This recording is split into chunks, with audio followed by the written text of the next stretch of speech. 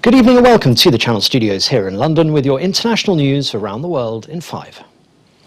The United Nations Human Rights Office has strongly criticised a police raid against suspected drug traffickers in Rio de Janeiro after allegations of abuse and extrajudicial executions. Que só a pé os agentes conseguiam fazer buscas na favela. The deadliest police operation in the city's history has left 25 dead, including a police officer. Residents say police killed suspects who wanted to surrender and entered homes without a warrant. Police have denied any wrongdoing, saying officers acted in self-defense. Images showed drug traffickers trying to escape by running across rooftops. Police said the victims included suspected members and leaders of the drug trafficking group. Australia will resume repatriation flights for some citizens in India after a controversial ban on arrivals from the country ends on the 15th of May. Repatriation flights, the facilitated commercial flights that we have been running now for a considerable period of time. Prime Minister Scott Morrison has faced criticism for failing to help citizens trapped in the nation. The ban sparked further anger after the government said Australians seeking to fly home could face jail or fines.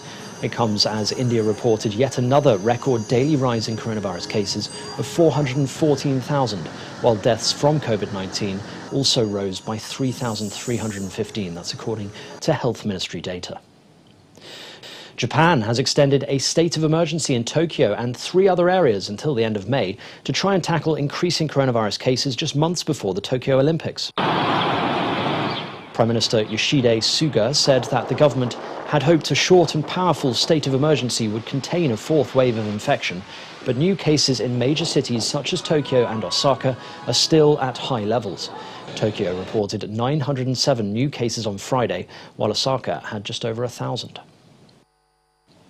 US employers hired fewer workers than expected last month, despite a huge stimulus package.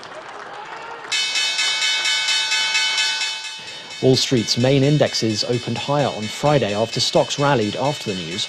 Just 266,000 jobs were added in April, and the unemployment rate edged up to 6.1%. That's according to the Bureau of Labour Statistics. In all, 9.8 million remain unemployed. Honestly, today's report is probably one of the most disappointing jobs reports of all time compared to expectations. So while it's great to see the labor market adding more jobs, we need to see a pace of improvement much quicker than what we saw in the data this morning. Thousands of people have protested in East Jerusalem against the possible eviction of Palestinian families. It's after scuffles between Israeli forces and Palestinians broke out. Israeli police said they had arrested 9 people for disorderly conduct or assaults. France, Germany, Italy, Spain and Britain have all urged Israel to halt settlement building in the West Bank as tensions continue to increase in the region. Italian police have arrested 2 people after discovering a big weapons cache and over 10 kilos of drugs hidden in a fruit shop in Naples. Police footage shows operators inspecting a storage room inside the shop where they found 10 handguns, 6 Kalashnikovs, 5 machine guns and ammunition. It's thought the weapons likely belonged to Neapolitan Camorra mafia clans operating in the area. Most debris from a Chinese rocket will be burned up on re-entry and is highly unlikely to cause any harm. That's according to a Chinese foreign ministry. A spokesman made the announcement amid concerns the rocket could cause damage on re-entry to the Earth's atmosphere. Debris from the Long March 5B that sent part of a planned space station into orbit last week is likely to fall in international waters, that's according to analysts.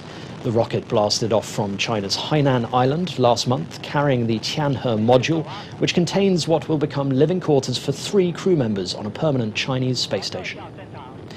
And finally, a Malian woman who gave birth to an incredible 9 babies in a Moroccan hospital in Casablanca is in good health and out of danger. That's according to her doctor. Halima Cissé went into labour after 30 weeks and gave birth to 5 girls and 4 boys, all delivered by caesarean section.